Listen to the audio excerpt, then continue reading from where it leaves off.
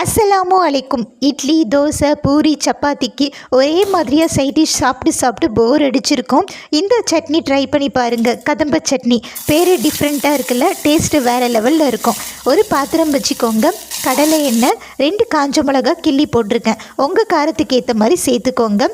ஒரு பெரிய வெங்காயம், அது வதங்கின பின்னாடி ஒரு 5 பல் பூண்டை கட் பண்ணி சேர்த்துருக்கேன். அப்புறம் பார்த்திங்கன்னா ஒரு கைப்பிடி கருவேப்பிலை, ஒரு கைப்பிடி புதினா, ஒரு கைப்பிடி கொத்தமல்லி இதையும் போட்டு வதக்கிட்டு ஒரு துண்டு இஞ்சியை கட் பண்ணி சேர்த்துருக்கேங்க. அப்புறம் ஒரு பழமான தக்காளி உப்பு போட்டு நல்லா வதக்கி விடுங்க. நல்லா வதங்கின பின்னாடி ஒரு கைப்பிடி தேங்காவை சேர்த்து ஒரே நிமிஷம் வதக்கி விட்டுட்டு ஆஃப் பண்ணிவிடுங்க. ஆறின பின்னாடி மைய அரைச்சிட்டு வந்துடுங்க. நான் தாளிக்காமலே சாப்பிட்டேங்க, செம்ம டேஸ்ட்டாக இருந்தது.